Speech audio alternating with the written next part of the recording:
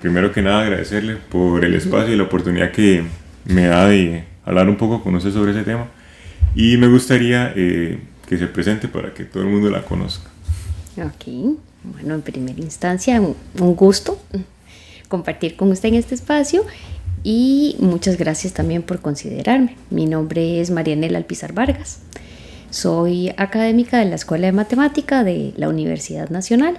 Ya tengo bastantes años de estar por acá y mis áreas, digamos, de especialización serían más que todo en la formación de docentes de matemática, ya sea en primaria o en secundaria. Nosotros en la escuela solo tenemos la carrera de enseñanza de la matemática para profesores de secundaria, pero hace ya bastantes años trabajo en proyectos que tienen que ver con la formación de docentes de primaria. Entonces ahí es donde más que todo he estado trabajando. Profe, en esta oportunidad me siento muy contento de que tenga usted esa especialización en el tema de la formación de nuevos docentes, ¿verdad? Y queda perfecto con el tema de que vamos a tratar hoy, que es la enseñanza de la matemática en Costa Rica.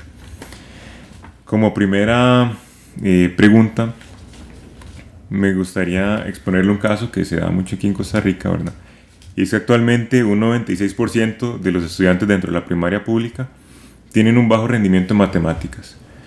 Eso nos retrata una cruel realidad, en especial cuando tomamos en cuenta dos puntos, y es que conforme más alejado del gran área metropolitana, peor es ese nivel de las matemáticas, y que ese rezago es muy posible que persista a lo largo de la vida de todas las personas.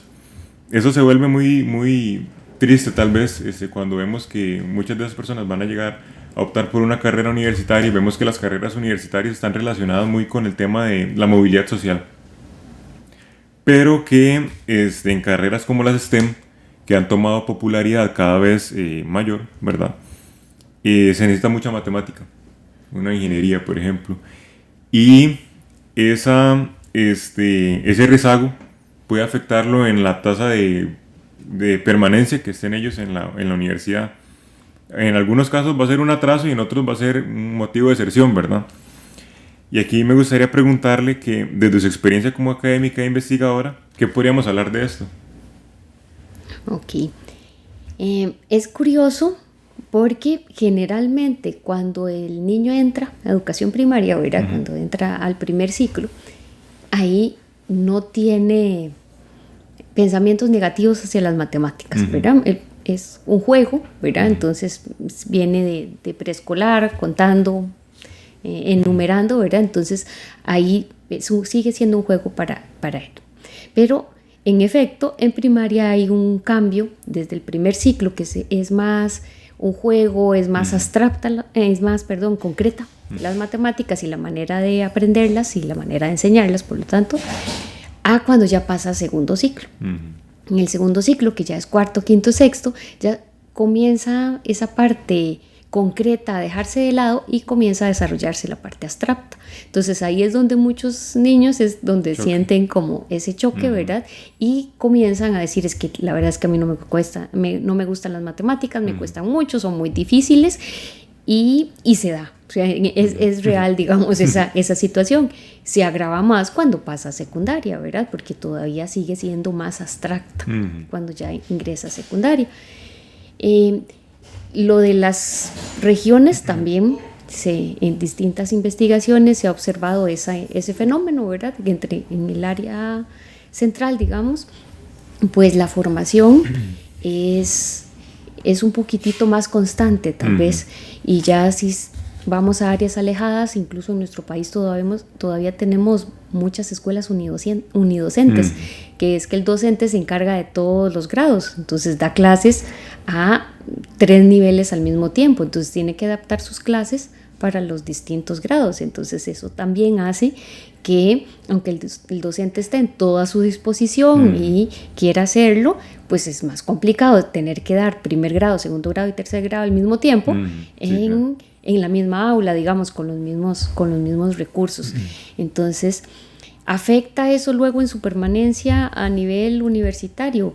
Claro, sí afecta, porque si las bases que nosotros tenemos desde primaria para las matemáticas son importantísimas, no solo en el contenido, ¿verdad?, que nos enseñan, sino también en las actitudes o que yo tenga hacia las matemáticas. Me gustan las matemáticas son útiles.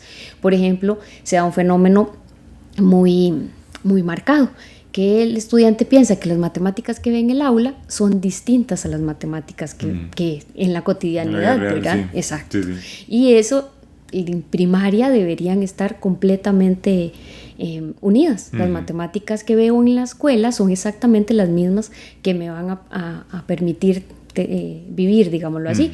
Entonces, un problema que me hable de precios, por ejemplo, relacionado con la moneda, y los precios no tienen ningún sentido, me dice que la caja de leche cuesta 100 colones, lo cual está alejado completamente de la realidad. Eso hace que el niño vaya pensando, no, las matemáticas que veo en el aula es una cosa, y las que veo en la casa, digamos, en la cotidianidad otras, son otras, ¿verdad? Pero entonces sí, hay que mejorarlo, hay que mejorarlo, esa relación. O sea, que el estudiante entienda, las matemáticas son útiles, sí, son útiles. No solo para cuando ya saque mi profesión en economía o en ingeniería, sino para poder llevar mi vida a cabo. Profe, y es que, siguiendo con esta línea que usted menciona, y es que en algún momento, en apariencia, se planteó la posibilidad de reformar la malla curricular dentro de la educación primaria y secundaria completa, con la premisa de dotar a los estudiantes únicamente de los conocimientos matemáticos útiles para el día a día, ¿verdad? ¿Qué tanto se ha dado este cambio en la realidad? Nosotros, el último cambio en el programa de estudios del Ministerio de Educación Pública fue en el 2012. Ahí se aprobó, y ahí la intención es que los nuevos programas son unos programas que tienen unas matemáticas que preparan para la vida. Entonces, incluso se hizo un recorte de algunas temáticas, por ejemplo, las funciones trigonométricas, que antes sí las veíamos en secundaria y actualmente no, para darle espacio a otras áreas tal vez que fueran útiles, como la probabilidad y la estadística.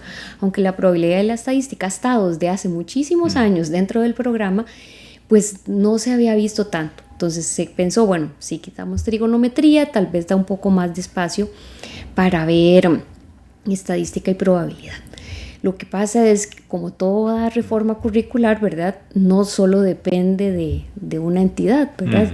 Pues depende de las políticas educativas, depende de las instituciones, depende del profesorado, incluso depende de las familias, ¿verdad? Padres de familia, sí, claro, y demás.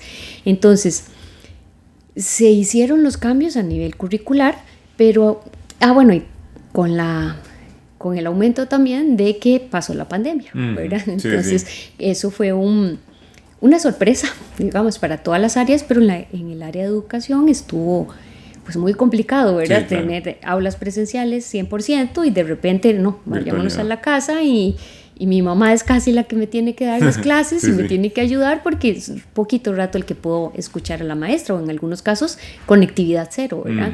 Entonces, digamos que ese programa entonces se ha visto en educación, en ocasiones y en las instituciones públicas no se ve por completo, ¿verdad? No se puede abarcar. Entonces todavía hay estudiantes que le dicen a uno, profe, yo nunca vi estadística en el cole, yo nunca vi probabilidad, en efecto, o sea, todavía estamos como en un acomodo, ¿verdad?, que aún no se cumple con todo lo que dice el currículum costarricense, digamos, lo que dicen los programas de estudio, y también con digamos que el aliciente de que al quitar temáticas, digamos, nuestros estudiantes de secundaria, es decir, son las matemáticas que los preparan para la vida, también dejaba como un rezago para los estudiantes que tienen un perfil para ingenierías, para economía, para actuariado, ¿verdad? Porque al quitarles conceptos matemáticos o procedimientos, entonces quedaban como un poquito tal vez en desventaja, digámoslo así. Entonces también hay que pensar, un estudiante que tiene un perfil de ingeniería, digamos, que dice desde que está en secundaria, bueno, yo la verdad es que quiero ser ingeniero, tengo esa tendencia, quiero ser economista, pues buscar desde ese momento como caminos de cómo puede resolver esas matemáticas que tiene. Por ejemplo, existen los programas MATEN, que es Matemática para la Enseñanza Media, que vienen a saldar un poquitito eso, ¿verdad? Los programas de estudio del MEP son unas matemáticas que los prepara para la vida, y los programas como MATEN son un poquito más de matemática que los prepararía para luego ingresar a una universidad, para una ingeniería. Lo que pasa es que aunque el MATEN está en diferentes universidades, ¿verdad? Lo maneja la UNA, la UCR y el TEC. No puede llegar a todo el país, digamos, aunque ellos hacen esfuerzos enormes y ya se ha ido extendiendo a diferentes regiones, pues no impacta a todas. Entonces, ahí también vemos como una diferencia de lo que decíamos al inicio, como un tipo de desigualdad, ¿verdad? Sí. Exactamente, de lo que ocurre en el gran área metropolitana y lo que ocurre en otras regiones.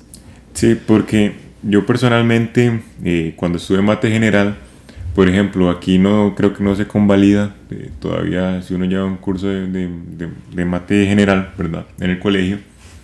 Pero yo sí notaba una tendencia muy marcada, muy marcada entre mis compañeros que estaban en un colegio privado, porque generalmente los colegios privados siempre tienen como cursos de MATEM, sea de la UCR o de la Universidad Nacional. Y yo notaba que ellos, sin estudiar, pasaban, porque ya tenían una muy buena base. Y yo creo que eso en ciertos casos, en el mío, fue relativamente frustrante, porque yo decía, qué difícil, ¿verdad? Tengo que esforzarme el doble, el triple, por conseguir un 70, ¿verdad?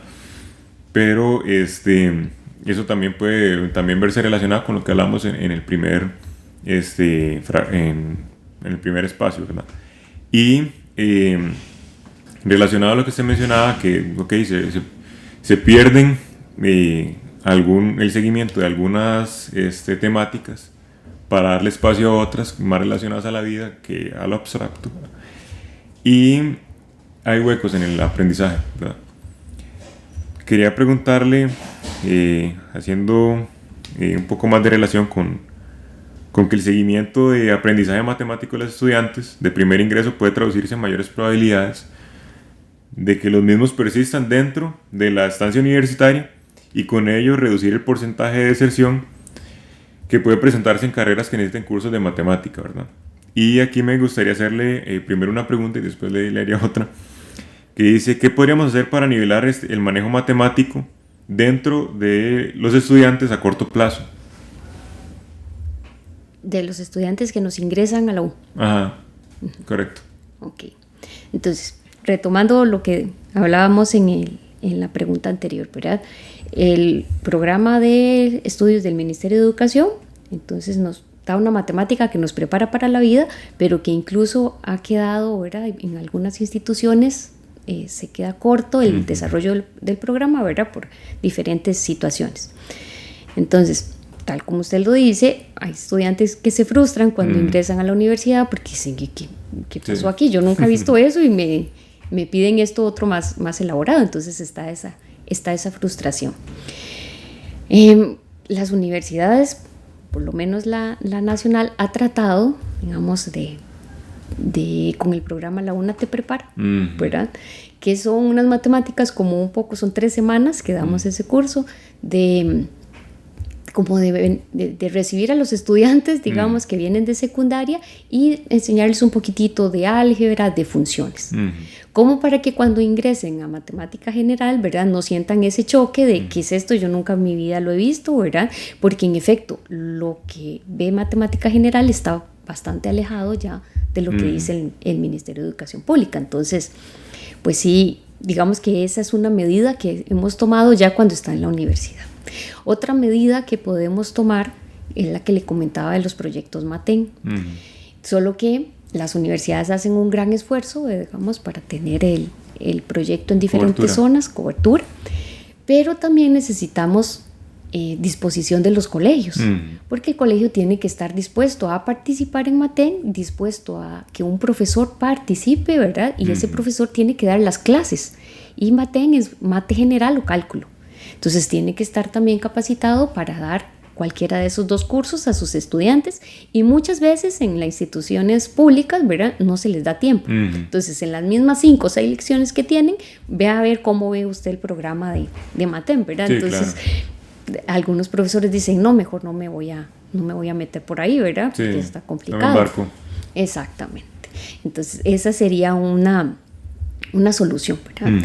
Y luego una solución tal vez más integral es que tenemos que ir cambiando como sociedad, no solamente como los profesores, no solamente la institución, sino como sociedad, a saber la importancia que tiene la matemática actualmente en la sociedad, y entonces dejar de decir, como usted me comentaba al inicio, si mi papá me dice es que las matemáticas son muy feas, son muy complicadas, o mi profesor de la escuela, mi docente de la escuela me dice, uy no, matemáticas, qué aburrido, cosas así, ¿verdad? Me indispone. Me indispone, exactamente, es una indisposición. Entonces cuando ya yo entro a la universidad, no, ojalá que la carrera no tenga que llevar nada de mate, porque qué susto y qué miedo y que me voy a quedar, ¿verdad? Entonces es ir cambiando ese pensamiento de no, las matemáticas me funcionan, están en mi cotidianidad, ¿verdad? Y también me hacen tener un pensamiento crítico. Si yo desarrollo las matemáticas, esa formación en lógica, ¿verdad? Me permite tomar mejores decisiones, me permite expresarme mejor, entender mejor a otras personas, digamos. Más orden también. Más orden. ¿Y qué podríamos hacer, tanto puede ser en caso de la universidad o más bien como un tema más de lo que se decide en el MEP, digamos, a largo plazo? Ok.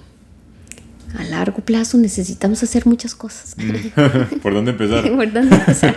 Exactamente, porque ahí incluso están incluidas pues decisiones gubernamentales, políticas, que necesitamos, digamos. Entonces, el currículum está escrito, digamos, hay un programa desde el 2012 que se puede aplicar, digamos, no necesariamente necesita una actualización, pero se tiene que aplicar tal como está instaurado.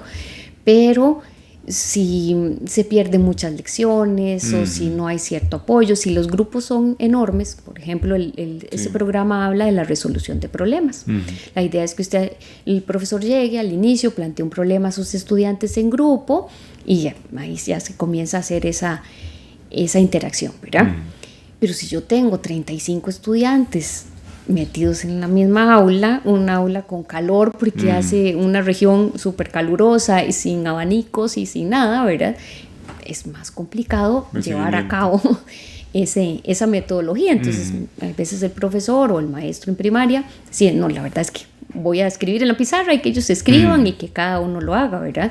Entonces, también necesitamos, está el programa, bueno, pero ahora las condiciones para desarrollar el programa, capacitación en los docentes también, no solo en las áreas de formación, digamos en matemática, en geometría, en álgebra, en funciones, sino en las didácticas específicas, porque matemática, hay muchos profesionales que saben matemática, ¿verdad? Y una matemática elevada, los ingenieros, economistas, actuariados, pero las matemáticas que sabe un profesor son diferentes, porque son unas matemáticas que lo que quieren decir es que voy a enseñar a otras personas esas matemáticas, ¿verdad? Entonces son como debo tener unos lentes distintos, digamos, como profesor, para poder enseñar las matemáticas, pero eso requiere capacitación, formación inicial y formación constante, ¿verdad? Formación continua, que de parte de las universidades tenemos una responsabilidad ahí muy fuerte.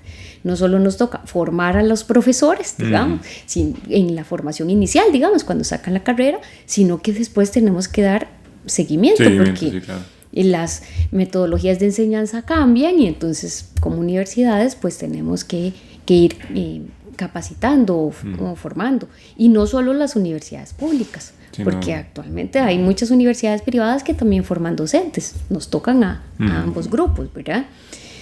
En las escuelas, también la actitud de los docentes, ¿verdad? Hay veces están muy llenos de trabajo y entonces eso hace que la energía se más indispuestos. Está indispuesto, pero no porque no tenga vocación. Últimamente en redes sociales he visto mucho, es que los docentes ya no tienen vocación. No. La vocación yo creo que sigue intacta. Lo que pasa es que cuando tienen mucho trabajo acumulado, tienen que hacer vincos, que hacer otro tipo de cosas, ¿verdad? Eso hace que se drene esa energía, ¿verdad? Entonces también nos falta por ahí, tenemos que trabajar un poco en que haya tiempo para todo, está bien, pero que no se sobregiren las personas, los docentes. Y también algo que se deja mucho de lado, pero que es muy importante, la familia también es importante en la formación. Entonces, más ahora, digamos en mi tiempo, hace muchos años, era más de mamá se queda en casa y papá trabaja, ¿verdad? Entonces mamá se encarga de ayudarme en mis tareas y demás. Ahora ya nuestra sociedad cambió, papá y mamá trabajan, tienen las mismas oportunidades, perfecto, pero entonces ahora ¿quién me acompaña? ¿O en qué momentos me acompaña? ¿Verdad? Entonces es un reto, reto como sociedad, ¿verdad? Para ver cómo nos acomodamos y también ayudarle a los chicos, digamos, que están en primaria y secundaria, no dejarlos, digamos, vean a ver qué aprenden en la escuela y en el colegio, sino como papás, pues también nos toca esa parte de acompañarlos. Exactamente, pero sí, es un reto para todos, como sociedad, pero sí, nos toca. Sí, profe, muy contento y satisfecho por este espacio. Creo que han sido como 15 o 10 minutos de mucho aprendizaje y creo que también las personas que lo vean también les va a gustar bastante de sus comentarios y algunas cosas que usted ha dicho de su experiencia. Y nada, agradecerle bastante por ese espacio y esperemos tenerla pronto de nuevo, ¿verdad? Más bien, muchas gracias a usted por el espacio y ojalá que sí podamos volver a vernos.